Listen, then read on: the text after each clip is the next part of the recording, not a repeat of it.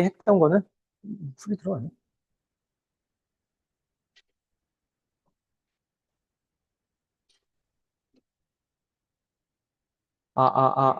들어가네.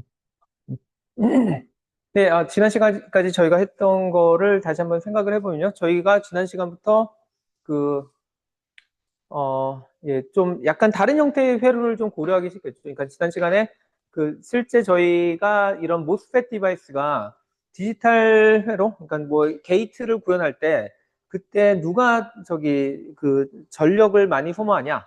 결국에는 범인이 누구냐. 그거를 좀 따져보려고 했었더니 꽤 놀랍게도 저희가 보통은 그 모스펫 디바이스를 가지고 낫 게이트를 구현한다든지 뭐 낸드 게이트, 오아 게이트를 할 때 항상 이런 형태를 저희가 구현을 한다고 거의 기본적으로 가정하고 시작했었죠. 근데 사실 여기에 있는 애가 주범이었다는 게 나중에 밝혀진 거죠. 그래서 그거를 잘 생각을 해보면은 뭐 오히려 그러니까 결국에 얘가 있을 때 그러니까 요게 만약에 그러니까 얘가 꺼졌을 때, 그러니까 여기 열렸을 때는 사실은 여기에 저항이 있어서 얘가 뭐 되게 많은 그런 전력을 소모할 것처럼 착각을 할 수 있지만 실질적으로는 여기로 직접 들어가는 전류는 없잖아요. 그렇기 때문에 잠깐 동안 물론 요 뒤에 저희가 여기는 그리지 않았지만 가상의 그런 커패시터가 있다고 생각한다면 걔를 잠깐 동안 충전하는 용도로 잠깐 동안 여기에 전류가 흐르면서 그때는 뭔가 소모를 할 겁니다.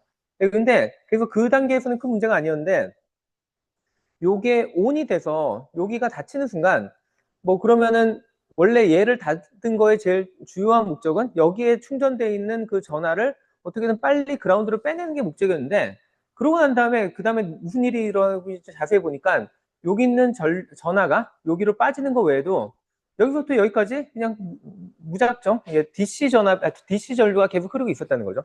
그리고 저게 사실 따져보니까 훨씬 더 많은 양의 에너지를 소모하고 있었다. 그게 밝혀졌잖아요. 그래서 그 문제를 어떻게 해결할 것이냐 했을 때 아주 간단한 방법이 뭐였냐면 우리가 다시 완전 근본으로 들어가서 원래 얘가 하고 싶은 역할이 뭐였냐면 여기에 입력이 들어왔을 때 여기에 입력이 따라서 여기에다 0볼트를 내보낼 건지 5볼트를 내보낼 건지 그것만 결정하면 되는 거였거든요. 근데 그거를 뭐 전력까지도 그러니까 거의 안 쓰고 하는 한 가지 꽤 재밌는 방법이 그냥 여기에 0볼트가 필요할 때는 그냥 여기에 스위치를 닫아줘서 여기로 0볼트가 나가게 하고 여기에 5볼트가 필요할 때는 여기에 닫아줘서 여기에 5볼트가 나가게 하면 된다. 되게 어떻게 보면 단순한 아이디어죠. 근데 이거를 사람들이 한동안 거의 안 썼다는 거죠. 재밌게도. 예, 그리고 그러면 이거를 실제로 그러면 뭐 아이디어는 좋은데 이거를 그러면 우리가 뭐 트랜지스터나 아니면은 모스펫 디바이스를 어떻게 구현할 것인가 했을 때 결국에는 이런 형태, 그러니까 그냥 지금까지 저희가 배웠던 모스를 저희는 그러니까 N 타입의 모스라고 부르고, 근데 얘를 똑같이 여기다 연결하면은 그러면 얘가 저희가 원하는 것처럼 그러니까 여기가 ON일 때 여기를 열어주고 여기가 오프일 때 닫아주는 그 역할을 못 한다고 그랬죠. 그래서 저희가 또 약간 다른 타입의 새로운 모스를 도입을 해야 돼서 걔를 보통 P타입 모스라고 부르고요. 만약에 얘를 제대로만 도입을 한다면 그럼 이런 역할을 그대로 수행할 수 있다는 겁니다. 그래서 지난 시간 마지막에 실제로 그래서 P모스와 N모스는 어떻게 달라야 되냐? 거의 생긴 구조는 똑같죠. 근데 자세히 보면은 P가 다 N으로 바뀌어 있고 N이 다 P로 바뀌어 있는 그 차이가 있다는 겁니다. 그리고 이렇게 되면은 아까 얘기했던 정확하게 저희가 일반적으로 사용하는 그 스위치에 정확하게 반대의 일을 해주니까 저희가 원하는 컴플리멘터리한 어떤 그런 행위를 그대로 구현할 수 있다는 거죠. 그게 핵심적인 아이디어라고 이해하시면 될 것 같고요. 그래서 뭐 약간만 좀 더 정리를 해보면, 그러니까 저희가 그러니까 앞 시간에, 그러니까 저희가 그 모스를 처음 배울 때 배웠던 그런 얘기들을 사실 P 채널의 모스에도, 그러니까 P 모스에도 그대로 적용할 수 있다는 거고요. 그러니까 뭐 예를 들면 저희가 그러니까 중요하게 배웠던 것 중에 하나가 여기 게이트와 소스 사이에 전압이 어떤 스레시홀드를 넘으면은 뭐 예를 들면 1볼트의 스레시홀드를 넘으면은 그러면 얘가 닫히고 그다음에 얘가 그보다 더 작으면은 그러면 안 닫힌다. 그러니까 열린다.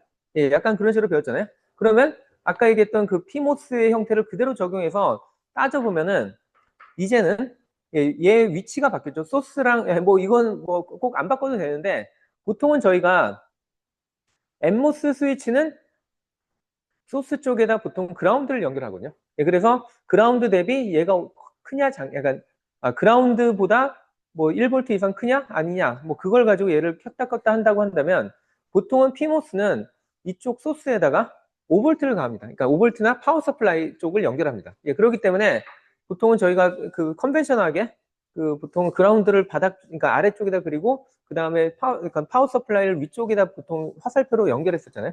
그래서 그거 컨벤션 때문에 제가 이렇게 쓴 것 뿐이고요. 뭐 여기를 S라고 하고 여기를 D라고 부르셔도 아무 상관없습니다. 근데 중요한 포인트는 보통은 저희가 PMOS의 경우에는 0V가 아니라 오히려 얘를 높은 전압 그리고 얘를 낮은 전압 뭐 보통 그라운드 쪽에 가깝고 얘가 뭐 5V 쪽에 가깝게 연결했을 때 그럴 경우에 게이트랑 소스 사이의 전압이 어때야지 얘가 닫히냐 하면은 뭐 여기 갑자기 마이너스 1이라는 숫자가 나와서 약간 좀 헷갈릴 수 있는데 다르게 얘기하면은 그라운드가 소스보다 전압이 낮으면 그리고 일반적인 가정은 소스에 보통은 뭐 5V라든지 파워 서플라이를 연결했다는 가정이 있는 거죠. 이럴 경우에 얘가 그러니까 하이에 해당되는 그 전압이 아니라 로우에 해당되는 전압을 가하는 순간 얘가 이제 닫히게 되고 그 다음에 그 하이에 대한 그 전압을 가하면은 얘가 열리게 된다. 그렇게 이해하시면 됩니다. 그래서 좀 다르게 하면은 그냥 이렇게 직관적으로 저희가 여기다 5V 걸었을 때 얘가 4V보다 작으면 보통 0V를 가하겠죠. 0V를 가하면 얘가 닫히고 그 다음에 뭐 5V를 가하면 얘가 열린다라고 이해하시면 됩니다. 그래서 사실은 이 스위치가 닫히고 열리는 그 관계를 잘 따져보면은 오히려 얘가 5V면은 열리고 그 다음에 0V면 닫히니까 왠지 이거는 약간 그 저희가 직관적으로 생각하는 뭔가 저희가 하이를 가했으면 닫혀야 될 것 같은데 반대로 열리잖아요. 그렇기 때문에 저희는 얘를 낫 게이트라는 표현은 좀 이상한데 낫이 이미 적용된 저희가 여기다 전압을 가했을 때 얘가 약간 반대로 작용하는 이렇다고 생각을 해가지고 보통은 저희가 PMOS랑 NMOS의 심볼을 구별할 때 어떻게 하냐면 PMOS에는 보통은 저희가 컨벤셔널하게 이렇게 그 동그라미를 더 붙여서 얘가 PMOS인 걸 나타냅니다. 그러면은 직관적으로 되게 이해하기도 쉽잖아요. 그래서 이거 헷갈리지 않도록 해야 됩니다. 저희가 뭐 이런 거 시험 문제 내서 CMOS 회로를 그려라. 그러면 뭐 N채널 쪽 어떻게 생기고 P채널 쪽 어떻게 생겼는지 그리는데 요거 빼먹는 경우가 자주 있거든요. 그래서 이거 빼먹지 마세요. 그러면 다시 돌아와서 뭐 이거에 대한 질문하는 것 자체가 좀 웃기긴 한데 자 그래서 이 회로가 하는 역할이 뭐냐를 잘 따져보시면은 얘는 여기에 0V가 들어오면은 그러면 얘는 오픈이 되는데 아까도 얘기했듯이 얘는 거꾸로 0V일 때 닫힌다고 했죠. 그러니까 0이 들어오면 얘는 V sub 서플라이 볼티지 서플라이 쪽이 연결되니까 뭐 하이 볼티지가 나올 거고요. 반대로 얘가 0V가 되면은 이제는 얘는 0V면 얘가 하이가 나오고 대신에 제가 여기다 하이에 해당되는 뭐 5V를 가했다. 그러면 이제는 얘는 닫히고 대신에 얘는 열린다고 했죠. 그러니까 이럴 경우에는 여기 하이가 들어오면 0V가 나가니까 뭐 로우가 나간다고 볼 수 있고 그래서 이게 바로 낫게이트를 구현하는 그러니까 CMOS를 가지고 낫게이트를 구현하는 형태라고 이해하시면 될 것 같습니다. 그래서 뭐 똑같은 얘기를 그냥 다시 반복한 것 뿐이고 여기서 5V의 입력이 들어오면은 얘가 이렇게 된 구조라고 생각하시면 되고요. 뭐 저희가 요 R-ON이 뭐 작긴 해서 그냥 무시하고 싶을 수도 있는데 사실 여기 R-ON이 진짜 모델에서 안 들어가면은 진짜 저기 CMOS가 전력을 소모하는 걸 설명을 못 하거든요. 제가 계속 얘기했듯이 CMOS가 전력을 소모하는 이유는 사실은 그러니까 요 디바이스에 자기가 가진 커패시터 때문에 아니라 그 다음 단계에 연결되는 커패시터 때문에 그거를 그러니까 요 경우에 충전해주고 요 경우에 방전해주고 그게 왔다 갔다 하는데 그 과정에서 여기에 뭐 아무리 작더라도 뭐 저항이 0은 아닐 테니까 얘가 있어가지고 얘가 열심히 다 소모하고 있었던 거죠. 그래서 근데 또 재밌는 거는 그러면 CMOS가 소모하는 전력의 양을 계산할 때 공식에는 막상 이렇게만 돼서 여기에 얼만큼의 저항이 있었는지 중요하지 않다고 했죠. 그리고 이게 여전히 직관적으로 말이 되는 게 저희가 결국에는 CMOS 회로에 열리고 닫히는 거를 여기 있는 그 다음 단계에 붙어 있는 커패시터를 충전하고 방전시키는 그 역할로 생각한다면 결국에는 토탈 에너지의 양은 누가 결정할 것이냐? 결국에는 여기에 들어온 채워졌다가 빠졌다가 하는 전하량이 결국엔 결정을 하겠죠. 그리고 전하량은 결국엔 뭐가 결정하냐? 그 C가 아니라 Q는 CV라는 공식만 생각하면 V는 바뀔 리는 없으니까 V는 저희가 뭐 5V 로직을 쓰겠다. 예, TTL 로직 5V TTL 쓰겠다. 그럼 걔는 항상 뭐 5V까지 왔다가 채워졌다가 0V 됐다 왔다 갔다 하니까 이건 안 바뀌는 거니까 결국에는 정전 용량이 크면은 여기에 저장돼야 되는, 그러니까 잠시라도 저장되는 전하량이 커야 되고 그 얘기는 많은 전류가 흘렸으니까 그만큼 많은 전력이 소모가 됐겠다라고 생각할 수 있는 거죠. 걔네들이 그 흐르는 동안만 여기 있는 저항들이 그 전력을 소모하는 거잖아요. 예, 그래서 예, 그걸로 따지면 어떻게 보면 얘가 예, 여기에 비례상수로 나오는 게 훨씬 더 합리적이라고 볼 수 있는 거죠. 그래서 잊어버리지 마세요. 이거 CV 제곱이라는 거. 그리고 또 하나 헷갈리지 말기를 바라는 건 뭐 헷갈리지 않겠지만 여기 C라는 커패시터가 있을 때 얘를 그러니까 얘에 저장되는 용량의 공식은 2분의 CV 제곱이고 예, 그리고 방금 얘기했던 CMOS의 전력 소모는 F가 곱해지는 거예요. 이거 헷갈리지 마시고 뭐 비슷하게 생기긴 했는데 완전 다른 내용이 있긴 하죠. 예, 그래서 뭐 원칙적으로는 제가 예, 이거를 다 계산을 해야 되는데 예, 뭐 그러니까 일단은 저희가 보면은 예, 다시 요 회로의 경우에 그러면 소모되는 전력이 어떻게 될 것이냐 예, 이거 원칙적으로는 다 계산하는 게 맞겠지만 예, 사실 그리고 이거를 계산하려면 얘를 어떻게 모델링을 하면 되냐면 이제는 저희가 이런 모델을 생각해 보면은 사실 이게 정확하게 얘를 회로적으로 나타내고 있는 거죠. 예, 무슨 얘기냐면 저희가 V인에다가 0V를 가했다 하면은 아까도 얘기했듯이 여기는 열리니까 얘는 열려 있고 대신에 이쪽이 닫히는 거죠. 0V가 가해져서 이 PMOS 때문에 얘가 닫히니까 얘의 구조는 사실 V sub S 파워 서플라이가 그 여기에 있는 이퀴벌런트 저항을 통해서 그 커패시터에 연결된 구조. 딱 요 구조를 나타내는 거죠. 그래서 얘가 로우일 때는 0V 같이 로우 볼티지가 들어왔을 때는 그때는 요게 닫혀 있는 구조가 되고요. 반대로 여기에 이제 하이가 들어오면은 아까도 얘기했듯이 얘가 열리고 얘가 닫히는 구조죠. 예, 그리고 이 경우에는 예, 여기 보면은 여기 약간의 그 기생 그 저항 예, R 온이 여기 붙어 있을 거고 그 다음에 여기에 저장돼 있던 전하가 여기를 통해서 튀어나오니까 요 회로에 해당되는 거죠. 그래서 하이일 때는 요게 닫히고 V인이 로우일 때는 요게 닫히는 딱 요 구조가 얘를 나타내는 아주 정확한 회로가 되는 거죠. 이번에는 근사도 아니고 뭐 비슷한 거를 그린 것도 아니고 정확하게 이 상을 나타낸 거죠. 자, 그러면 이때 얘가 소모하는 전력 어떻게 계산할 거냐? 예, 뭐 다 다시 해도 되는데 사실 저희 앞에서 지난 시간에 했던 거랑 거의 똑같죠. 예, 계산이 너무나 똑같아서 예, 뭐 지난 시간에도 보면은 뭐 예를 들면은 이게 뭐 로우일 때는 그러면은 얘가 요거를 충전시키니까 그때 충전할 때 드는 뭐 여기서 소모되는 에너지 얼마인지 계산했으면은 그때 뭐 계속 제가 얘기했던 게 그 보통 뭐 요런 애가 있을 때 여기 V sub S고 예 그러면은 뭐 시간이 한참 동안 그러니까 저희가 처음에는 얘가 그 0V로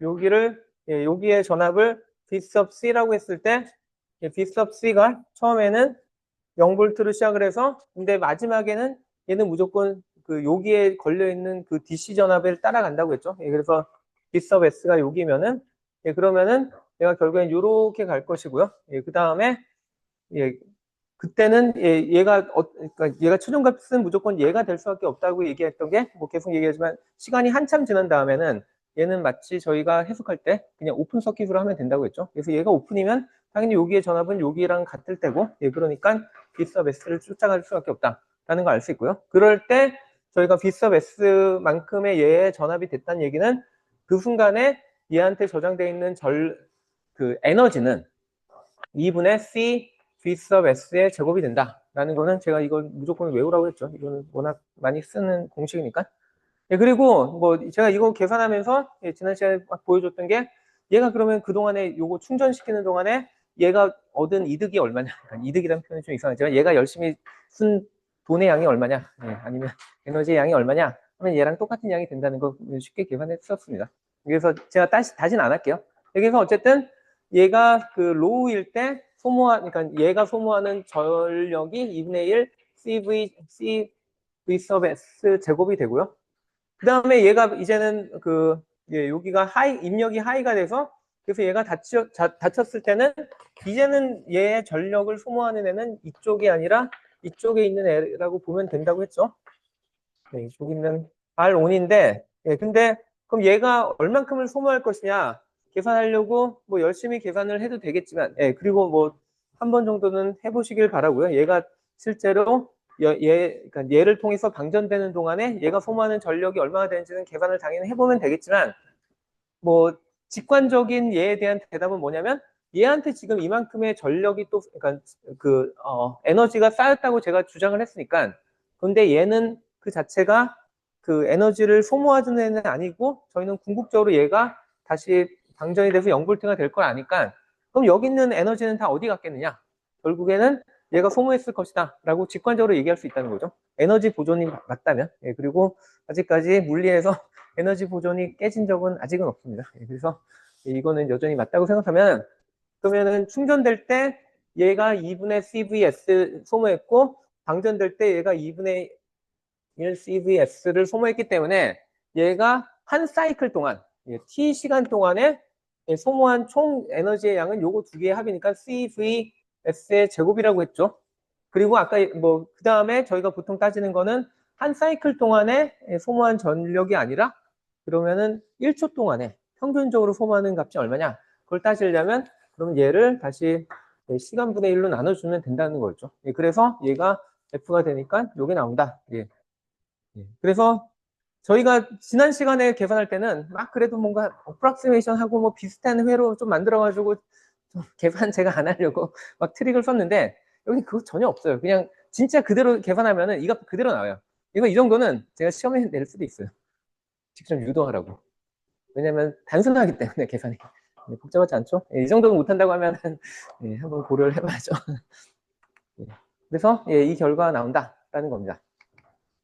자, 그러면은, 예, 물론 여러분들의 모든 컴퓨터가 이제는 다 CMOS로 작동하고는 있을 텐데, 예, 그래도 뭔가 우리 생활에서, 예, 예, 여러분들이 자기 컴퓨터에 CMOS가 있다라고 별 생각 안 하고 살잖아요. 근데 아마 컴퓨터를 하다 보면은 적어도 한 번 정도는 이런 화면 본 적 있지 않나요? 그러니까 뭐 블루 스크린 말고, 그러니까 윈도우 죽어서 나오는 거 말고, 예, 어떤 경우에 갑자기 이런 화면이 당황하게 뜨는 경우가 있는데, 얘가 무엇이었냐? 예, 이거 그리고 이때 보면은 얘가 CMOS라고 주장을 하거든요.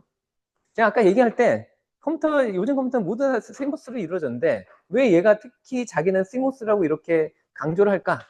예, 약간 생각을 해볼 수 있죠. 이게 제가 볼 때는 그 역사적인 그런 배경이 되게 강하다고 보는데. 뭐, 예. 제가 대학 다닐 때가 정확하게 그때 어떤, 어떤 로직이 아마 우세했는지 저도 정확하게 잘 모르겠는데, 제가 알기로는 그 당시에는 아직 사람들이 시모스를 많이 안 썼어요. 왜일까요? 그러니까 분명히 아까 보여줬듯이 저희가 일반적으로 엠모스만 가지고도 충분히 디지털 로직은 구현할 수 있는데, 시모스는 전력도 많이 소모도 안 한다. 그럼 왜 사람들이 그 당시에 시모스를 안 쓸까요? 안 썼을까요? 그 당시에는 뭔가 디바이스 하나 더 만드는 게 훨씬 더 비싼 시기였습니다. 예, 그런데 전력은 뭐 그렇게, 물론 전력도 돈이 들지만 그렇게 중요한 팩터가 아니었거든요.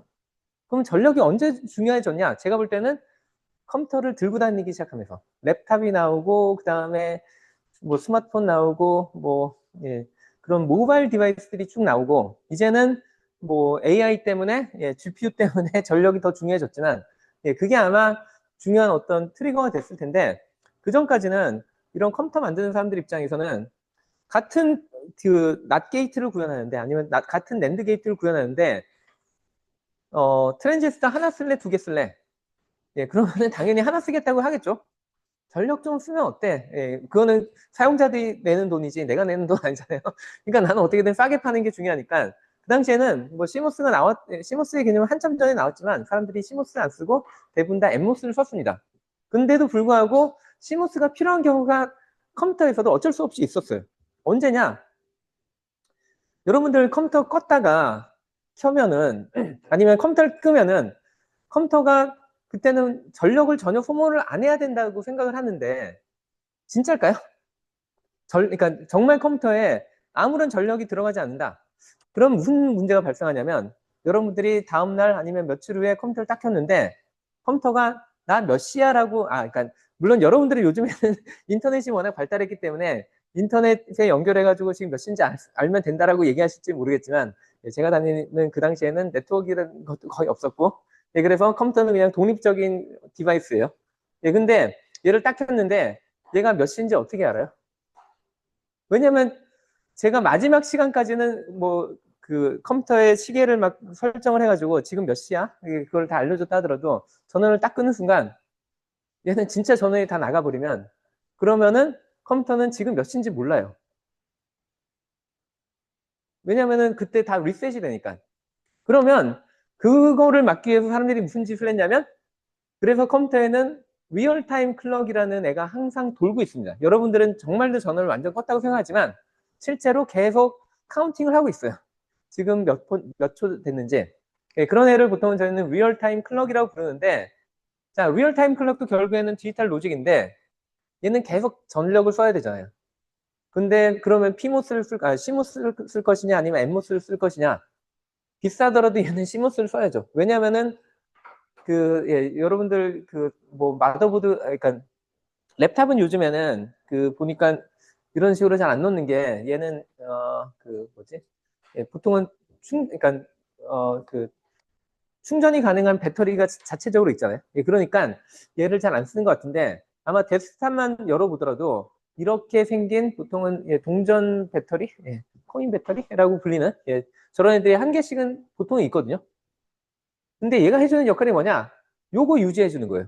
요거 전력 계속 유지하면서 사람들은 껐다고 생각하지만 나는 계속 시간을 카운팅할 거야. 그래서 다음번에 켰을 때 정확한 시간을 당신에게 알려줄 거야. 라는 역할을 하고 있습니다.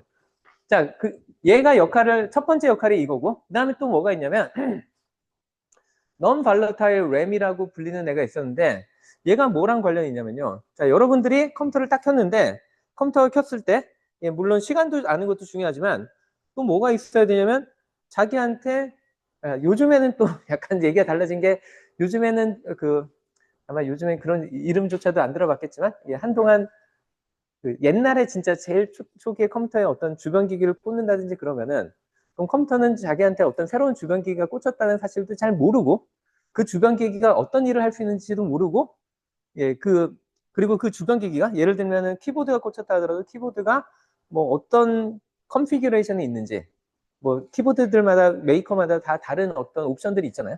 그럼 그런 것들을 컴퓨터가 기억을 하고 있어야지 부팅을 하면서 걔네들이 뭐가 제대로 돼 있는지 확인하고 막 할 거잖아요.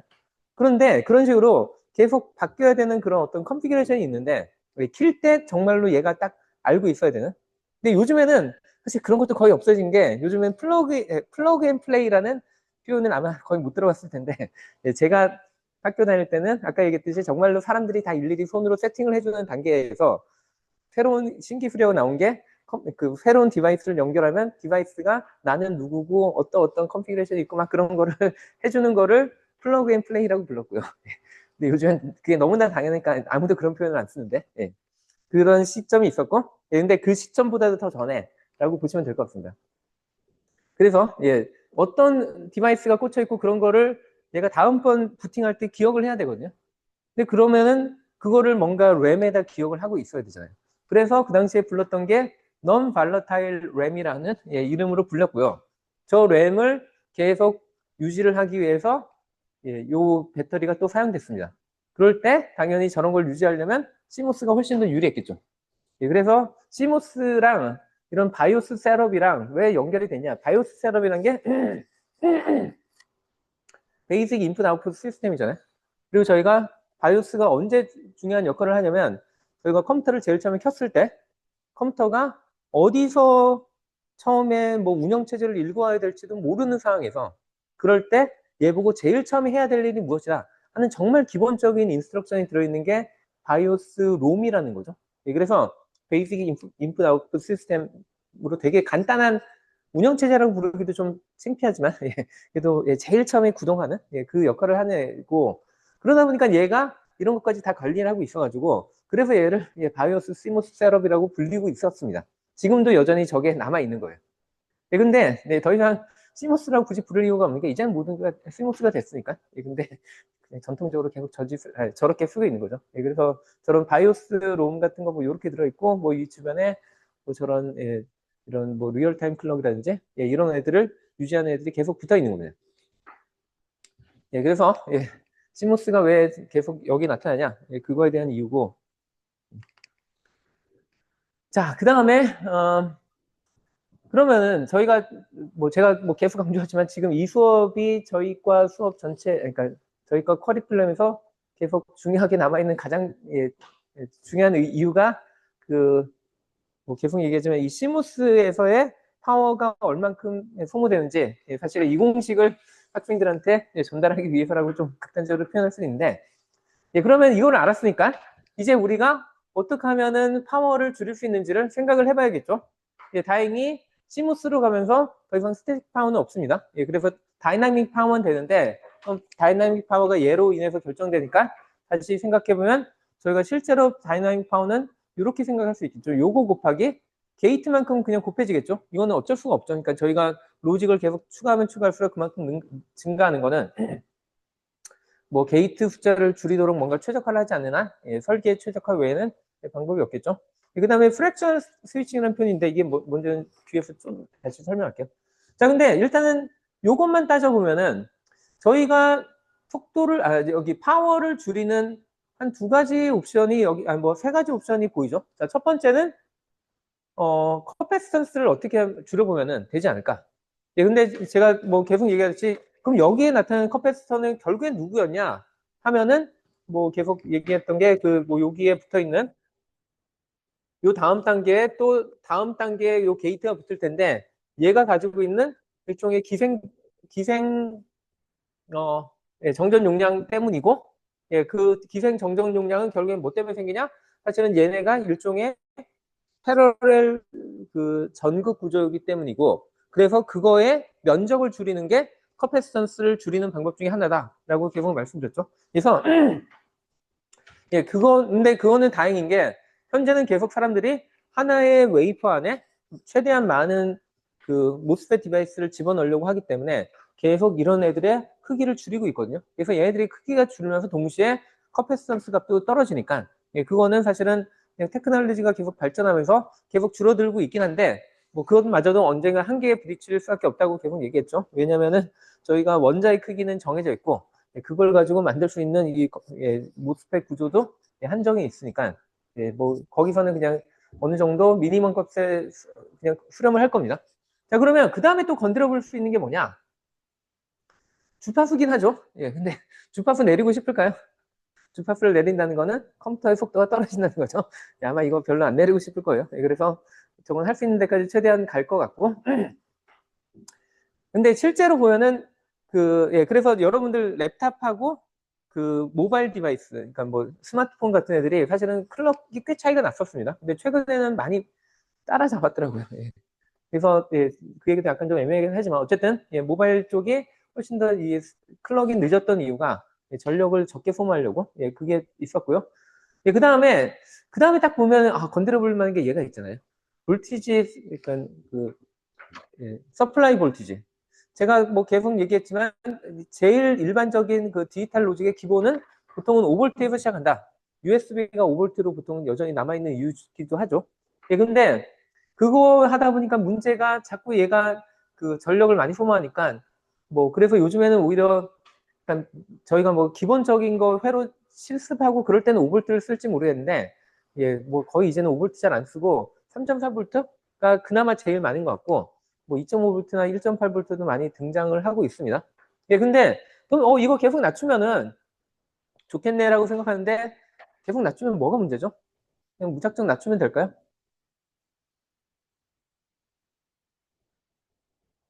간단한 질문인데 그냥 전압 계속 낮추면 될까요?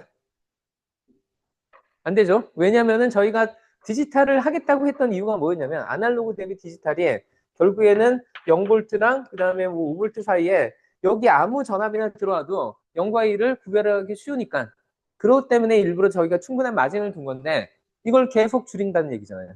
그러면 그만큼 노이즈에 취약할 가능성이 높은 거죠.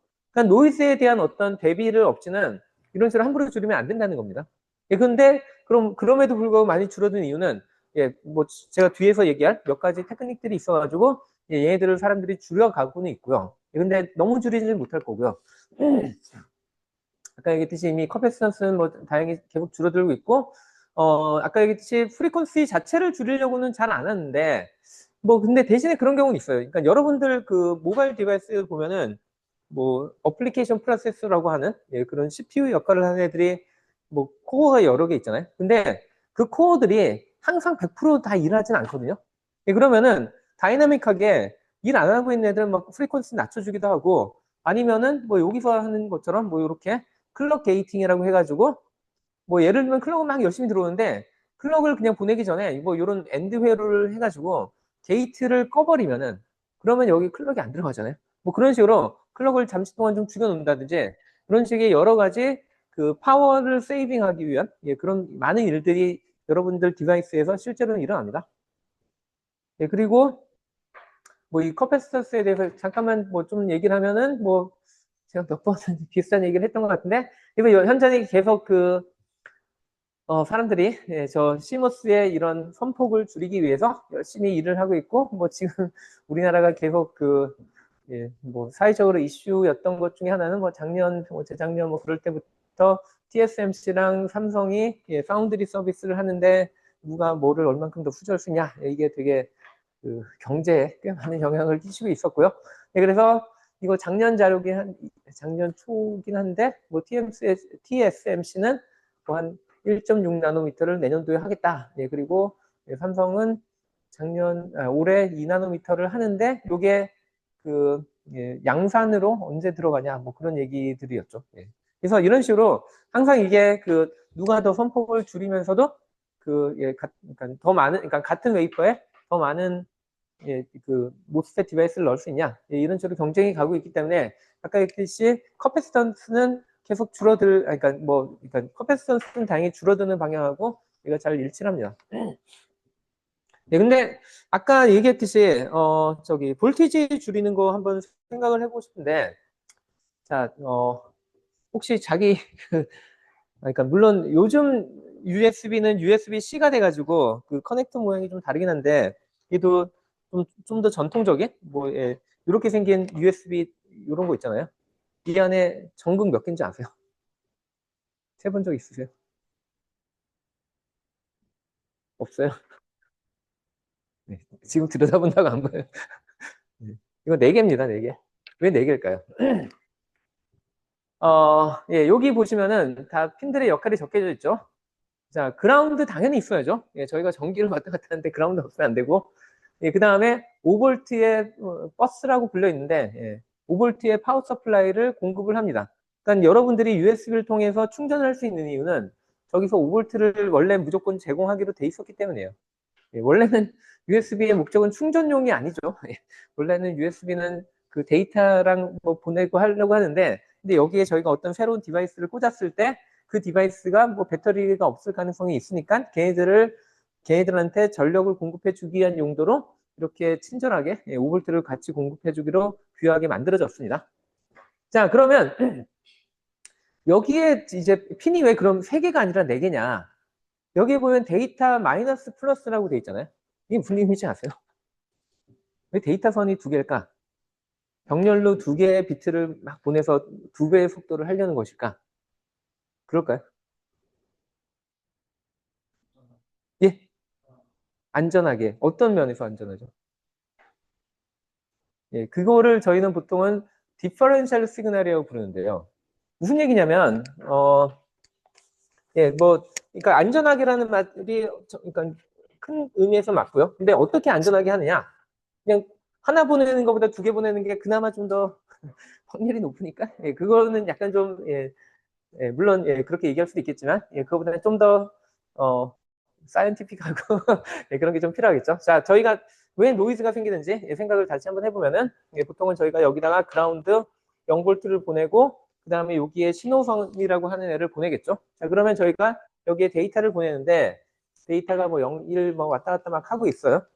근데 문제는 항상 뭐라고 했냐면 이런 식으로 된다는 건 일종의 마지막에 여기 어떤 디바이스한테 연결이 되기 때문에 얘는 일종의 루프를 형성하고 있고 이 루프에 여기에 그 마그네틱 필드가 막 왔다 갔다 플럭츄에이션을 하면은 그럼 여기에 기전력이 생기기 때문에 얘가 받는 신호는 깨끗한 신호가 아니라 막 이렇게 튀는 신호 막 이럴 가능성이 높다고 했죠.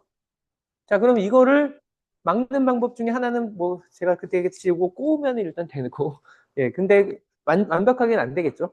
예, 그런데 거기다가 저희가 막 전압도 낮추고 막 그러면은 점점 이 에러의 이것랑 스레시홀드랑 막 좀 경쟁하고 그러잖아요. 그럼 이거를 어떻게 한번 클레버하게 그러니까 극복해 볼 수 있을 것인가? 자, 제가 여기다 보내는데 신호를 하나를 더 보냅니다. 그러니까 얘랑 얘 사이도 일종의 루프가 생성되고 그다음에 얘랑 얘 사이도 또 하나의 루프가 되는데 얘랑 얘는 거의 병렬적으로 같이 가고 물론 얘들 세 개가 다 병렬적으로 가긴 하는데 그러면 무슨 그러니까 이제 제가 여기는 공간적으로 구별되어 있는 것처럼 그렇지만 거의 똑같다고 생각하면은 여기에서 생성되는 그 노이즈랑 얘 사이에서 생성되는 노이즈가 사실은 만약 제가 얘를 똑같이 보냈다면은 예, 뭐 이렇게 보냈다면은 거의 똑같은 양의 노이즈가 생기겠죠. 얘랑 얘가. 자, 근데 그러면은 제가 이거를 해도 뭐 큰 도움이 안 되는데 이렇게 보내지 말고 차라리 제가 요거를 이렇게 보낸다. 신호를 역으로 보내는 거예요. 얘와 얘를. 그러면 무슨 일이 생기냐면 얘가 노이즈가 올라간다는 얘기는 요 안에 뭐 마그네틱 플럭스가 뭐 커지는지 뭐 그렇게 됐을 텐데 그때는 사실 얘와 얘 사이에 생성된 루프 사이에서도 똑같은 양의 마그네틱 필드가 왔다 갔다 하거든요. 그러니까 얘도 같이 튀어요. 같은 부호로. 이 밑에 있는 애랑. 자, 그러면 저희는 받는 애를 그러니까 얘와 얘의 디퍼런스를 받으면은 요 노이즈가 자동으로 캔슬되는 효과가 생기겠죠. 이런 걸 보통 저희는 카먼 모드 노이즈라고 부르는데 카먼 모드 노이즈를 완전히 제거를 하면서도 그러면서도 얘네의 차이를 그러니까 줄여도 되는 그런 상황이 벌어진다는 겁니다. 그래서 얘를 데이터 플러스 데이터 마이너스라고 부르는 이유가 그러니까 일부러 저희가 보낼 때 여기 밑에 나온 것처럼 일부러 낫을 시킨 애를 보내기 때문에 그러면 디퍼런스가 작다 하더라도 그래도 노이즈에 거의 영향을 안 받게 이렇게 할 수 있다는 거죠. 그래서 이런 거를 저희는 디퍼런셜 시그널이라고 부르고요. 그래서 뭐 예전이라고 얘기하기는 그런 게 아직도 많은 컴퓨터들이 이 USB A 타입, B 타입 얘들은 사실은 뭐 본체 쪽이냐 아니면 뭐 본체 쪽이냐 아니면 그러니까 디바이스 쪽이냐 아니면은 본체 쪽이냐 그 형태 때문에 달라진 것 뿐이고 거의 그냥 얘들은 같은 애들이었고 근데 그 다음에 USB-C 나오면서 약간 좀 달라졌죠. USB-C는 보면은 되게 전극들이 많습니다. 근데 여기도 보면은 여전히 방금 전에 그 개념이 그대로 적용된 게요.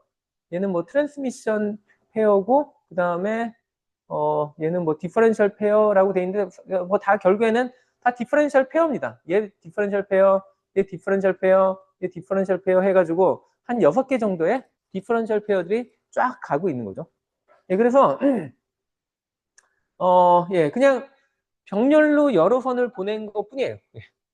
근데 이게 약간 좀 여러분들이 아마 이 테크놀로지는 이제 거의 볼 일이 없어 잘 모를 수도 있는데 진짜로 옛날에 뭐 요즘도 좀 오래된 머신들 보면 이런 게 보일 수도 있는데 뭐 아마 이렇게 패러렐 포트라고 생긴 애들이 잔뜩 있기도 했었고 아니면은 여러분들 컴퓨터 그러니까 데스크탑 같은 게 확실히 잘 보일 텐데 데스크탑 같은 거 열으면 PCI 버스라고 하는 게 있고 요즘에는 PCI 익스프레스로 바뀌었는데 근데 얘랑 얘가 같은 이름을 쓰지만 그러니까 비슷한 이름을 쓰지만 완전히 다른 테크놀로지에 좀 가깝고요. 그 다음에 하드디스크도 요즘 잘 안 쓰고 대부분 SSD 쓸 것 같은데 얘도 버스가 보통은 뭐 ID 버스라고 해가지고 이렇게 생긴 애들이 있었거든요. 자, 근데 여기 보면은 예, 뭐 되게 단순하게 패러렐 포트가 제일 기본적이라고 생각할 수 있을 것 같은데 얘가 한 바이트를 보내기 위해서 예, 그리고 저기 USB에 요 S가 뭐의 약자인지 아세요? 아니면 USB가 뭐의 약자인지 아세요? 유니버설 시리얼 버스. 여기 안 적어놨나?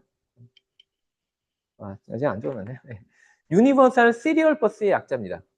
얘는 시리얼이라고 불러요, 저희가. 이렇게 여러 개를 넣었는데도 병렬이라고 안 불러요. 왜 그런지 약간 좀 이상하죠? 예, 근데 그게 아까 얘기했던 요 얘들하고의 대비라고 제가 얘기하면 될 것 같은데, 자, 패러렐 포트 같은 경우에 얘네들은 어떻게 보냈냐면, 뭐 사실, 그러니까 USB 나오기 전에도 그냥 시리얼 포트라고 하는 애가 있었거든요. 걔는 진짜 한 비트치만 보내는 포트였는데, 그걸로 보내다 보니까 시간이, 그러니까 그 데이터 전송량이 너무 낮으니까 사람들이, 그러면 병렬로 보내면 되지 해가지고 병렬 포트를 만들어서 보통은 프린터 같은 거는 이걸로 많이 연결했었거든요. 근데 여기 보시면 그래서 한 번에 한 비트가 아니라 한 바이트씩을 보내기 위해서 8개의 비트를 이렇게 병렬로 쫙 보냈습니다. 자, 그러면 우리가 더 많은 전송을 하고 싶으면은 이런 패러렐 포트를 계속 클럭을 높여가지고, 예, 그래서 한 번에 보낼 수 있는 데이터량을 높이면 되는 거 아니야 하고 사람들이 막 그런 식으로 많이 시도를 했는데 그게 별로 좋은 생각이 아니라는 게 나중에 결론이 났어요. 그러니까 왜 그러냐면, 첫 번째로 저희가 동시에 여러 개를 보낸다 하는 거는, 뭐 예를 들면 제가 뭐 0001, 00 뭐 이걸 보내고 난 다음에 01, 01 뭐 이렇게 보내고 또 다음 데이터를 보내고 해야 되잖아요. 근데 얘네들이 다 각각의 비트 라인을 가지고 전달이 되잖아요. 그 얘기는 이게 0일 때, 0일 때, 0일 때가 다 동시에 일치를 해야 되니까, 그러니까 시간적으로 본다면, 이걸 시간축이라고 한다면, 얘가 다 0, 0이고 0이고 1이고 하는 게, 그 다음 옆에 있는 애랑 뭐 다 동기화가 된다든지, 이 라인들이, 이걸 시간으로 갔을 때, 얘들이 다 일치를 해야 되거든요. 근데 병렬로 가면 갈수록 더 많은 라인들이 동시에 도착을 해야 되는데, 각각의 라인들이 사실 다른 노이즈에 의해서 영향을 받을 수 있고 딜레이도 생길 수 있잖아요. 그러니까 오히려 동시에 여러 개 보내는 게 전체적인 클럭 속도를 높이는데 훨씬 더 불리하다는 걸 나중에 사람들이 알게 된 겁니다. 그래서 예, 여기 PCI 버스도, 예, 보통 PCI 버스가 여러분들 뭐 데스크탑 같은 경우에 뭐 그래픽 카드라든지 뭐 그런 애들 꽂을 때 아니면 외부에 그런 카드 꽂을 때 대부분 들어갔었는데, 여기도 잘 보시면은 뭐, 예, 제가 다 한 것도 아니고 일부는 캡처했지만 뭐 AD 뭐 31, AD 30, 뭐 AD 29 해가지고 얘는 애드레스 데이터 버스의 약자인데, 그러니까 저런 애들로 병렬로 해가지고 뭐 32핀 아니면은 최대 갔던 게 64핀까지 갔었거든요. 근데 저런 애들이 사용한 클럭이 얼마 정도였냐면, 여기 나와 있는데 최대 66메가 정도까지 못 갔어요. 여기 아까 얘기했듯이 얘들을 동기화시키는 게 사실 되게 한계가 있기 때문에 저 정도 이상까지는 그냥 못 가고 저기서 멈췄다고 보시면 되고요. 그 다음에 아까 디스크도 사실은 되게 많은 데이터 왔다 갔다 해야 되잖아요. 그래서 얘도 패러럴하게 엄청나게 많은 데이터 핀들을 가지고 저희가 뭐 보통 리본 케이블이라고 하는 걸로 쫙 연결했었습니다. 근데 이제는 저런 테크놀로지들이 거의 안 쓰여요. 그리고 어떻게 바뀌었냐? PCI 익스프레스라고 하는 거 있잖아요. PCI 익스프레스가 결국엔 뭐 하는 거냐면, 예, 똑같은 이름을 PCI를 썼지만 걔는 시리얼 커뮤니케이션이에요.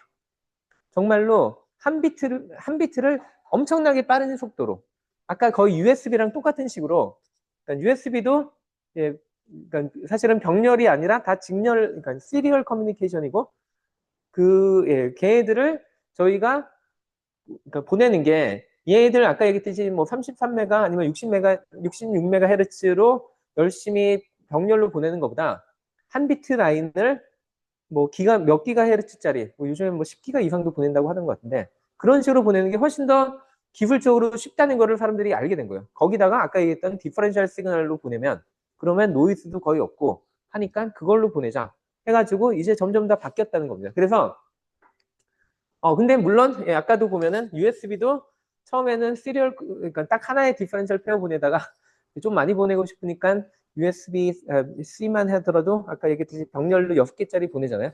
그것처럼 PCI 익스프레스도 PCI 보통 2라고 이렇게 쓰죠. 예, 그러다가 여기다 X4, X8 뭐 이렇게 하는 게, 이제는 그 시리얼 라인들을 동시에 4개 보내겠다, 8개 보내겠다. 이런 식으로 바뀐 겁니다. 그래서 그냥 얼핏 보면 거의 비슷한 테크놀로지처럼 보이고 얘들이 마치 병렬처럼 보이지만 저는 얘들을 병렬 버스라고 부르지 않습니다. 왜냐하면 각각이 독립적으로 가기 때문에. 걔들끼리 알아서 클럭 조정하는 거지 옆에 있는 애랑 클럭 맞추고 안 해요. 그렇기 때문에 훨씬 더 빨리 갈 수 있다는, 약간 좀 그 아이러니한 그런 상황이 벌어진 거죠. 그리고 거기에 근본적인 테크놀로지가 결국에는 얘기했듯이 디퍼런셜 페어로 보내니까 그런 것들이 훨씬 더 빨리 갈 수 있었다라는 거고요. 뭐 이거는 약간 뭐 컴퓨터 클럭 같은 거 그냥 궁금하시면 한번 확인해 보라고 제가 저것도 작년 기준이라서 아마 올해 거 찾으면 좀 더 높아졌을 것 같은데 제가 시간이 없어가지고 그냥 작년 거 그대로 가져왔고요. 뭐, 가보시면 될 거고, 뭐 예를 들면은 뭐 갤럭시 같은 경우에 얘가 몇 기가짜리 쓰냐 보면은 이것도 작년 모델이니까 올해 모델은 달라졌을 수도 있는데 보통 한 3, 4기가 이상은 못 가. 요즘에는 거의 CPU의 클럭 자체를 그렇게 높이는 건 별로 사람들이 고려를 안 해요. 차라리 그냥 더 많은 디바이스를 직접해서 그냥 분산시키는 걸 얘기를 하지, 그냥 자체로 그냥 클럭을 많이 높이지 않습니다. 그래서 한 뭐 이 정도가 거의 이제는 세츄레이션 된 것 같고요. 마찬가지로 아이폰 같은 경우도 거의 뭐 4기가 이하 그 정도로 보시면 됩니다. 그래서 이게 지금까지 제가 얘기하고 싶었던 약간 그 CMOS랑 관련된 얘기였고요. 자, 그러면 뭐 열심히 이런 걸 배웠으니까 원래 다시 그 게이트 가지고 저희가 하는 게 결국에는 디지털 로직을 구현하는 거잖아요. 그래서 원래 엠모스 가지고도 저희가 뭐 이런 낸드 게이트 어떻게 구하느냐 했을 때 지난번에 했던 게 뭐 예를 들면 이렇게 여기다가 그러니까 얘를 보통 파워 서플라이에다 곧장 연결하고 그다음에 얘를 이렇게 두 개의 모스에다 연결해서 얘가 A, 이게 B가 돼서 얘네가 동시에 켜져야지만 그래야지만 0이 나오기 때문에 그래서 얘가 낸드에 해당되는 구조였죠. 자, 그러면 얘를 CMOS로 대체를 하자고 했잖아요. 얘를 대체를 하자고 했으니까 그럼 이제 여기에 NMOS가 아니라 PMOS가 올라가야 될 것 같은데 그냥 얼핏 생각하면 그럼 얘도 마찬가지로 이렇게 해주면 될까? 되지 않을까? 라고 생각할 수 있는데 그래서 A를 여기다 놓고 B를 이렇게 하면 되지 않을까 생각하는데 이렇게 하면 되나요? 자, 얘네가 동시에 0이면, 동시에 1이면은, 그러면 얘가 켜지고, 그 다음에 얘들이 다 꺼지니까, 그때는, 0이 나오죠. 그래서 00, 그러니까 두 개가 다 1, 1일 때는, 그때는 0이 나오는 건 맞는데, 만약에 하나만 1이다, 1, 0이다, A가 1이고 얘가 0이다 하면은, 그럼 얘가 끊어졌죠? 그럼 이쪽으로 가는 패스는 없잖아요. 그럼 요거 같은 경우에는 그럼 얘가 알아서 해주는 거 아닐까 생각할 수 있는데 자 이제 얘가 0이기 때문에 얘가 여기가 0이면은 얘는 연결이 됐어요. 근데 얘가 1이잖아요. 그러니까 얘가 1이기 때문에 얘는 열렸습니다. 그러면 여기가 열리고 여기가 열렸잖아요. 그러면 얘는 얼마가 나올까요? 모릅니다. 왜냐하면 플로팅이에요. 얘는 그냥 중간에 양쪽이 다 끊겼어요. 그래서 이렇게 하면 안 돼요. 그래서 어떻게 해야 되냐면 저것처럼 오히려 얘를 반대를 해줘야 됩니다. 여기에 직렬이 되는 애는 시모스로 만들 때는 얘가 오히려 병렬이 되면은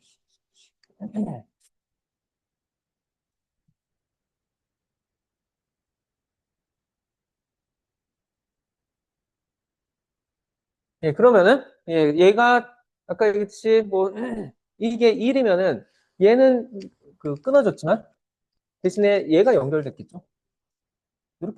이렇게 됐죠. 그래서 얘는 여전히 가는 경로가 마지막에 맞겠지만 얘는 여기도 연결됐기 때문에 그때는 5V라는 출력이 잘 나오겠죠. 마찬가지로 따져보시면은 얘가 그 예, 얘네가 동시에 1이 되지 않는 한 요 위는 항상 연결될 거라는 걸 알 수 있습니다. 그래서 얘가 연결될 때랑 얘가 연결될 때가 항상 익스클루시브하게 존재할 거라는 걸 알 수 있는 거죠. 그래서 저거를 만족하기 위해서는 저희는 여기와 여기가 완전히 병렬과 직렬이 반대되는 로직이 돼야 된다는 겁니다. 예, 그래서 노어 게이트도 그런 식으로 따져보면은 얘가 보통 밑에를 이렇게 하기 때문에 위는 이제 직렬이 되는 예, 이런 형태가 돼야 되는 거고요. 그리고 예, 이거를 이게 예, 뭐 되게 보면 직관적인 개념인 게 예, 저희가 뭐 예를 들면은 예, 그 어떤 특정한 로직이 주어졌어요. 예, 그래서 뭐 요 로직에 대해서 얘가 예, 뭐, 그러니까 저희가 요런 역할을 하는 그 시모스 회로를 구성하고 싶다. 그러니까 여기에 입력이 A바 B바의 그 O화에다가 전체에 대해서 다시 그 엔드를 해야 되는 요런 애가 주어졌다 하면은 오히려 저희가 항상 요 밑에 회로를 어떻게 구성할지를 따졌을 때 저희가 구현해야 되는 로직이 요거였으면 보통은 얘네, 그러니까 요게 막 요 로직에 따라서 제대로 연결되는 순간 보통은 반대가 되기 때문에, 그러니까 왜냐하면 얘가 true가 되는 순간 0으로 연결되기 때문에 그래서 항상 저희가 최종 나오는 애는 요걸로 생각을 하는 거잖아요. 예, 그래서 오히려 요거 따질 때는 예, 요런 식으로 해보면은 저희가 여기 주어진 뭐 저 논리를 A가 더하기 그러니까 O와 C에다가 이렇게 하면은 얘는 저희가 드모르간 법칙 때문에 A가 더하기 O와 B의 전체 이거고 그 다음에 O와에다가 C 바가 되고요. 예, 그 다음에 예, 요거 적용하면 A의 바니까 얘는 그냥 예, 이렇게 되고 그 다음에 그 O하니까 예, 엔드가 되고요. 그 다음에 얘도 B 바니까 그냥 나오고 마지막에 O와의 C bar 예, 욕한 거 아니에요? C 예, 그래서 예, 요거가 되니까 예, 그래서 저희가 여기다가 A, B에 대해서 연결을 하고 그 다음에 C에 대해서는 C 바를 연결을 하는 거죠. 예, 오화로. 예. 대신에 요 위에 같은 경우에는 그냥 요거 그대로 직관적으로 연결하면 된다는 겁니다. 왜냐면 저희가 원하는 거는 얘네가 true일 때 여기에 5V가 나오는 걸 원하잖아요. 그러니까 그냥 요거 생각 그대로 해서 예, 생각하는 대로 그대로 C를 연결하는데 근데 대신에 여기서 딱 따져야 되는 게 얘네들은 항상 요 앞에 낫이 붙어 있잖아요. 그러니까 오히려 여기에 낫은 저희가 안 적어도 되고요. 대신에 얘는 C가 가야 되는데 여기 낫이 되니까 요거 C 바로 해줘야 되는 거. 예, 이것만 주의하면 됩니다. 근데 예, 그냥 뭐 그냥 여기 나온 거 그대로 그냥 병렬과 직렬을 정확하게 반대로 한다라고 생각하시면은 그러면 그냥 나옵니다. 예, 그래서 예, 이게 CMOS 로직에 관련된 거의 대부분이라고 보시면 되고요. 예, 사실 그래서 CMOS 되게 쉬워요. 예. 자, 근데 예, 그냥 그 디지털적으로만 따지면 뭐 예, 논리로만 따지면은 되게 간단하게 끝났는데 쟤네들을 여전히 좀 뭔가 아쉬움이 좀 남잖아요. 그러니까 무슨 얘기냐면 이게 회로가 이렇게 생겼는데 저희가 이거를 생각을 해보니까 뭐 이게 잘 안 되는 이유가 뭐 여기에 이런 기생 정전 용량이 존재해서 얘 때문에 이런 애들이 막 늘어지고 뭐 이렇게 된다라는 거를 배웠죠. 예, 그래서 근데 뭔가 그러니까 이게 결국에는 저희의 바틀렉이라는 걸 알고 있는데 얘를 어떻게든 좀 빨리 하고 싶잖아요. 그리고 지난번에 계속 얘기했던 게 결국엔 얘가 신호가 뭐 이렇게 늘어지게 나올 때 얘의 타임 칸스 그러니까 요거에 이게 얼마나 빨리 올라가냐 내려가냐를 결정하는 애가 결국에는 RC의 조합이라고 했잖아요. 그래서 C는 저희가 어떻게든 공정을 뭐 선폭을 작게 한다든지 해서 좀 줄인다고 했는데 그러면 결국엔 누가 문제냐? RL이 문제구나 라고 생각할 수 있잖아요. 예, 그러면은 RL을 줄이면 되겠네? 라고 생각하고 싶겠죠? 예, 그래서 RL을 막 줄이려고 생각을 할 수 있는데 자 근데 RL을 너무 줄이면 안 되는 첫 번째 이유는 뭐 계속 얘기했지만 여기에 온이 됐을 때 약간의 저항이 남아있기 때문에 얘가 너무, 그러니까 얘보다도 얘가 뭐 작거나 그러면은, 예, 그러면은 사실 볼테이지 디바이더가 저희가 원하는 방향으로 안 나오죠. 예, 그래서 뭐 그런 것도 있긴 한데, 근데 뭐 그 전까지라도 그럼 좀 줄여볼 수 있지 않을까 해서 막 줄인다고 생각할 수 있는데, 실제로 막 이걸 줄이다 보면은 무슨 일이 벌어지냐면 이런 일이 벌어집니다. 그러니까 얘가 그냥 줄이다 보면은 그냥 얼핏 생각하면 얘를 줄였으니까 점점 이렇게 되고 이렇게 돼서 마지막에 이렇게 가지 않을까 기대하고 싶지만 이거 이렇게 줄이는 순간 어느 순간 되면 이게 막 이렇게 오실레이션 하게 됩니다. 자, 오실레이션 해도 뭐 문제 없는 거 아니냐? 거의 끝까지 마지막 값까지 지났으니까 더 좋은 거 아니냐 생각할 수 있는데, 자, 얘가 점점 저희가 더 빨리 하면 빨리 할수록 이게 더 올라가기, 그러니까 이런 식으로 더 커지거든요, 진폭이. 근데 진폭이 더 커졌다는 얘기는 뭐냐? 스레시홀드를 지나는 애들도 있을 거고, 그러면은 원래는 얘가 그래도 깨끗하게 0으로 나왔어야 되는 애가 툭툭툭 하면서 예, 막 노이즈처럼 이렇게 작용할 수도 있다는 겁니다. 그래서 이런 오실레이션을 줄이는 게 되게 중요하고요. 그리고 아날로그 회로는 물론 이거를 제가 디지털 회로인 것처럼 얘기하지만 디지털의 가면을 쓴 사실 아날로그 회로잖아요. 이거. 그래서 이런 아날로그 회로에서는 이런 오실레이션이 되게 많이 일어나는데 이거 잡는 거 진짜 어려워요. 그러니까 저는 지금 되게 단순한 예제를 가지고 저게 왜 생기는지를 설명할 텐데 좀만 복잡한 회로가 돼도 저거 오실레이션 잡는 게 거의 아트라고 보셔도 됩니다. 블랙 매직이라고 부르는 경우도 있고. 예, 어쨌든. 예, 근데 왜 이게 생기냐? 이거를 약간 좀 생각을 해봐야 될 것 같은데, 약간 좀 저희가 그 미분 방정식을 막 열심히 배웠잖아요. 예, 그러면서 미분 방정식에서 제가 뭐 1차 미분 방정식도 하고 뭐 2차 미분 방정식도 막 하고 그랬었는데, 결국에는 저희가 이런 오실레이션을 설명하는, 이런 오실레이션과 관련된 그런 애가 언제 나왔냐면 2차 미분 방정식에서 나왔었거든요. 예, 그래서 제가 이 회로가 사실은 2차 미분 방정식을 그러니까 2차 미분 방정식 형태로도 갈 수 있다는 걸 보일 텐데 2차 미분 방정식이 왜 나오는지를 나중에 보시면 알겠지만 따져보면은 보통은 인덕터가 커패시터랑 같이 나오면은 그럼 보통 2차 미분 방정식으로 가거든요. 근데 갑자기 왜 여기서 인덕터 얘기를 하냐? 예, 좀 이상하잖아요. 자, 근데 자, 인덕터 어떻게 만드는지 다시 한번 생각해보면, 뭐 보통은 저희가 이렇게 뭐 코어 같은 게 있으면은 여기 주변에다가 뭐 이렇게 와이어를 감아서라고 얘기했지만, 제가 뭐 계속 얘기하지만, 이거는 그러니까 오히려 인덕턴스를 키우기 위해서 이렇게 만드는 건데, 원래 인덕턴스는 이렇지 않다 하더라도, 그냥 이런 단순한 전선이라 하더라도, 전선에 저희가 전류를 흘리면은 암페어의 법칙에 의해서 B필드가 생기고, 인덕턴스가 생기는 이유는 B필드가 생기는 거를 막으려고 자연히. 예, 그래서 걔 때문에 저희가 전압을 발생시키기 때문에 생기는 현상이라고 했잖아요. 자, 그래서 여기에 기본적으로 와이어가 있으면은 얘도 일종의 인덕터로 작용할 수 있습니다. 갑자기 되게 예, 잘 살고 있었는데 왜 갑자기 얘를 제가 인덕터라고 주장하냐? 예, 그럼 우리가 모든 전선 연결하면 다 인덕터라고 생각해야 되냐? 예, 되게 무서운 얘기잖아요. 예, 지금까지 했던 모든 어널리시스 다 포기하고 모든 전선 다 인덕터로 대체해서 계산해야 되냐? 다행히 그렇진 않습니다.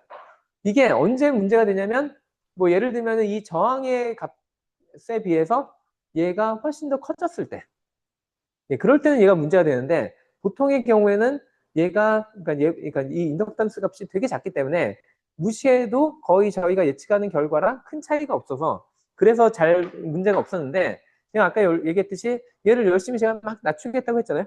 어느 순간 낮추다 보면 잘못하면 얘가 인덕턴스가 더 다미넌트한 상황이 되고 그때부터는 저희가 무시를 못하고 막 이렇게 해석을 해야 되는 순간이 온다는 겁니다.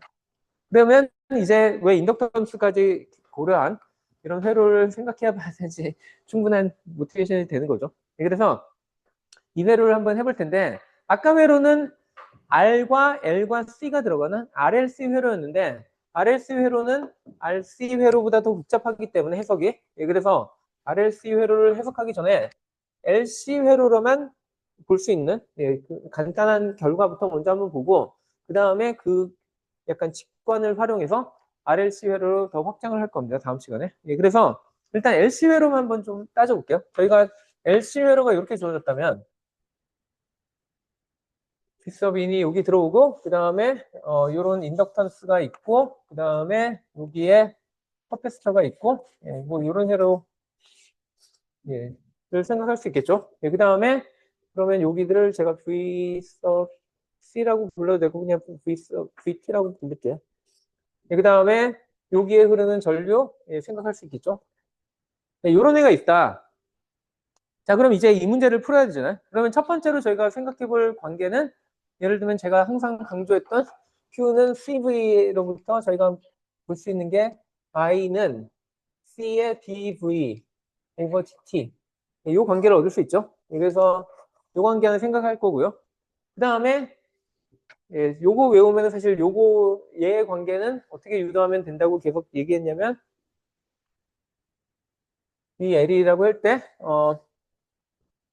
VL은 L의 DI over DT 예, 이렇게 외우면 된다고 했죠. 그러니까 정확하게 반대, 그러니까 대칭적인 구조라고 했었고요. 자, 근데 VL은 뭐 이렇게 되면 저희가 예, 뭐 얘를 뭐 C라고 생각한다면 그러면 미지수가 3개잖아요. 그렇게 되면 저희가 방정식이 2개밖에 없는데 못 푸니까 이렇게 안 하려고 해서 생각을 해보니까 얘가 사실은 우리가 이미 알고 있는 B sub i랑 그 다음에 얘를 나타내는 B sub c 사이의 전압의 차이라는 걸 알 수 있고요. 예, 그래서 적어도 얘라도 없애려고 저희가 B sub I 빼기 B 예, 제가 더 이상 C라는 거는 안 쓰겠습니다. 예, 노테이션상 그래서 이렇게 예, 저희가 관계를 유도할 수 있는 거죠. 이 관계를. 그러면 이제 요 두 개에 그 헷갈릴 수 있으니까 요거를 이렇게 줄일게요. 이 I 빼기 B는 요거. 자, 그러면 우리는 미지수가 B랑 I 2개고, 그 다음에 방정식이 2개니까, 기본적으로 연립해서 풀 수 있죠. 자, 그러면 연립해서 풀 때 2가지 옵션이 가능하죠. 한 가지는 I를 없애는 게 가능하고, 하나는 V를 없애는 게 가능합니다. 그럼 뭐를 선택하는 게 좋냐? 뭐 사실 둘 다 풀면 결과는 똑같아요. 예, 근데 뭐 이런 문제의 경우에는 뭐 사실 정확하게 룰은 없다고 볼 수 있는데 뭐 예를 들면 요번 경우에는 그 I를 없애는 게 V를 없애는 것보다 좀 더 유리합니다. 왜 그런지 제가 한번 보여드리면 예, 만약에 제가 V를 없애겠다고 했다. 그러면 조식에다가 I는 CDV over DT인데 요거 뭐 다르게 쓰면은 V는 VI 빼기 LDI over DT니까 얘를 여기다 넣어가지고 CDI over DT 빼기 LCDI over DT 해주면 되긴 하는데 자 그러면 이거는 뭐가 잘못 예. 저기 얘가 미분인데 여기에 미분이 한 번 더 가해지니까 얘는 이거여야 되죠. 예, 그래서 뭐 요거 쓰면은 얘를 저쪽으로 넘기고 하면은 LCDI 오버 DT 하고 그 다음에 i니까 i가 6이 있고 그 다음에 그 우측에는 얘를 남겨서 EVI 오버 DT 뭐 이렇게 쓰면 되긴 하거든요. 예, 그러면 요거가 예, 그 2차 미분 방정식이고 그다음에 여기는 뭐 V sub i는 기본적으로 저희가 알고 있는 함수잖아요. 그러니까 그 함수를 미분하면 되는데 저희가 보통 다룰 문제는 예, 주로 이 시간에 많이 다룰 얘기는 보통 얘 값이 0V이다가 갑자기 1V가 되는 뭐 이런 경우를 많이 다룰 거고요. 1V가 아니라 뭐 V sub i가 되는 V sub s 뭐 아니면 V 낫이 되는 뭐 좋을까요? VI 뭐 이런 값이 되는 이런 걸 다룰 텐데 자 그러면은 요 시간에 대한 미분을 해줘야 되잖아요. 자 이런 거를 보통은 저희가 스텝 펑션이라고 부르는데 스텝 펑션 보통 미분하면은 델타 펑션이 나온다. 뭐 그 수학적인 거 배운 사람들은 많이 알겠죠. 예, 그런 짓을 해야 되고 그럼 델타 펑션은 여기 나타날 때 문제를 풀어야 됩니다. 복잡해져요. 그래서 얘가 미분이 안 되게 하는 옵션은 또 다른 옵션은 V를 없애는 게 아니라 그냥 I를 없애면은 그럼 얘는 예, 문제가 안 생기기 때문에 그래서 그냥 저는 그거를 선택한다는 겁니다. 뭐 다른 이유보다는. 예, 그래서 예, 이번에는 이제 I를 없애기로 했으니까 그럼 여기다가 VI 빼기 V는 L의 D 오버 DT가 되고 여기에다 I를 집어넣으니까 C, DV 오버 DT가 돼서 예, 그러면은 얘는 LC D 스퀘어 V 오버 DT의 이거고 그 다음에 저희가 미지수인 B는 다 한쪽으로 몰기로 했으니까 얘를 이쪽으로 넘기면 V가 되고 그 다음에 남은 쪽에는 VI 그러면 얘는 미분 안 해도 되잖아요. 그래서 제가 이거 선택한 것 뿐이에요. 그래서 예, 저희가 이런 식을 얻으면 되고요. 자, 이거 그냥 처음 보는 식이지만 그렇지만 항상 보던 그런 포맷을 정확하게 잘 따라가고 있죠. 예, 그래서 그리고 보통 이럴 경우에 얘가 그 따져보시면은 타임의 제곱에 해당되는 그 디멘션이 나오거든요. 예, 그래서 예, 쟤는 나중에 뭐 저런 뭐 진동하고 그럴 때 예, 그 관련된 그 타임 컨스탄트로 사용하고요. 예, 그 다음에 저희가 이런 2차 미분 방식이 나오면 푸는 방법 예, 아주 전형적이죠. 호모지니어스 솔루션 구하고 파티큘러 솔루션 구하고 토탈 한 다음에 이니셜 컨디션 매칭하는 거. 예, 그냥 요거 따라가면 됩니다. 예, 그래서 요거식 제가 저렇게 정리한 거를 저희가 예, 요런 인풋에 대해서 아까 얘기했듯이 F 나왔었는데 비나스로 하는 요런 애를 이제 해석할 거고요. 그 다음에 제가 뭐 처음에 이니셜 컨디션 따로 얘기하는데 제가 여기서 관심 있는 경우는 얘가 시간이 0일 때 얘도 0이고 그 다음에 빗서벨도 빗서벨이 아니라 커런트도 0인 경우 i가 0일 때 커런트도 0인 경우 그러니까 결국에 얘기하면 얘가 0볼트일 때 여기도 0볼트이고 커런트도 안 지나고 있어요. 그럼 되게 조용한 아무것도 안 일어나는 그냥 되게 스테디한 그런 상태이긴 하거든요. 그 상태에서 제가 갑자기 여기에 전압을 탁 가한다는 겁니다. 그러면 무슨 일이 벌어질 것이냐? 그걸 이제 풀어봐야겠죠. 자, 그래서 저희가 결국 푸는 거 계속 얘기하지만 저희 맨날 풀었던 거니까 제가 디테일하게 안 하고 그냥 넘어가면 그러니까 다 안 쓰고 그냥 여기 슬라이드로만 쭉 보여드리면 여기에 저희가 트라이얼 솔루션 넣어가지고 S에 대한 이런 그 캐릭터리스틱 이퀘이션을 구하면 되는 거죠. 그래서 그걸 통해서 저희가 얻은 결과가 뭔지를 보니까 결국엔 얘가 LC S의 제곱 더하기 1은 0이라는 이런 애가 나와야 돼서 S의 제곱은 마이너스 LC분의 1이니까, 예, 그래서 S는, 플러스 마이너스 J 오메가 낫이라고 하고, 그리고 오메가 낫은, 스퀘어 루트의, 스퀘어 루트 LC분의 1. 예, 이렇게 나와야 된다. 예, 요것만이 그냥 저희가 이전에 안 봤던 형태라고 보시면 되는데, 저희는 보통 그 당시에 요거까지는 많이 했었죠. 그러니까 요 값이 요거다. 라는 것만 그냥 기억하시면 될 것 같습니다. 네, 그래서 예, 이런 식을 가지고 저희가 그러면 모르는 값 A1, A2를 여기다 붙인 것 뿐이고요. 그 다음에 파티큘러 솔루션 어떻게 구할 것이냐. 그냥 얼핏 보면 좀 어려워 볼 수도 있겠지만 제가 얘기한 게 뭐였냐면 요 이후에 무슨 일이 벌어지냐 그거 따지자고 했잖아요. 그래서 요 이후에는 얘가 V 낫이라는 컨스탄트거든요. 컨스탄트가 나타나는 경우에 파티큘러 솔루션 뭐냐? 그냥 컨스탄트 값이 되면 되는 거죠. 그래서 예, 뭐 따져보면은 얘는 그러니까 라지 B 낫이 되면은 파티큘러 솔루션이 아주 잘 된다. 예, 뭐안 해도 되죠. 그래서 얘들 이제 합치면은 토탈 솔루션 이렇게 되죠. 자, 토탈 솔루션 저희가 얻었으면은 그 다음에 해야 되는 거는 아까 얘기했던 이 두 개의 이니셜 컨디션 만족해야 되잖아요. 첫 번째 이니셜 컨디션 얘가 0일 때 이 값이 0이어야 된다. 예, 너무 간단하죠. 그냥 예, 이거 하면은 예, 요런 결과가 나와서 예, 요게 첫 번째 조건이 되고요. 두 번째 조건은 요게 약간 좀 까다롭게 느껴질 수 있는데 왜냐면은 저희가 지금 가지고 있는 솔루션은 V에 대한 솔루션인데 저희는 I에 대한 그 식을 가지고 있잖아요.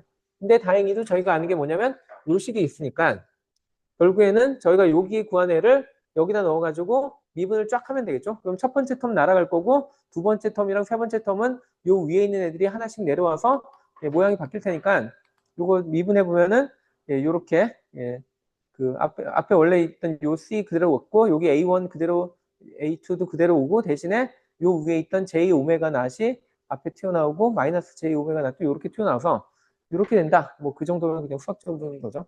그래서 여기가 시간이 t가 0일 때 0이어야 된다는 조건을 가해 보면은 그럼 되게 간단한 식이라서 결국에는 저희는 알 수 있는 게 A1과 A2는 같아야 된다라는 결론이 두 번째 조건에서 나옵니다. 그러면 A가 같으니까 요걸 이제 여기다 다시 집어넣으면 되겠죠? 그러면은 마이너스 B낫은 2A가 돼서 A는 뭐 이렇게 저희가 쓸 수 있고요. 그러면은 마지막에 저희가 요 결과에서 다시 집어넣으면 이런 관계를 얻게 된다는 겁니다. 그래서 이 수식을 얻는 게 뭐 그렇게 어려운 건 아니었고요. 제가 이거 플랫까지를 지금 할까 했는데 지금 시간이 약간 애매한 것 같아서 뭐 이 플랫에 대한 예, 뭐 그리는 건 어려운 건 아닌데 얘를 가지고 약간 좀 물리적인 그 해석을 좀 하려고 해가지고 그거는 다음 시간에 예, 이어서 하도록 하겠습니다.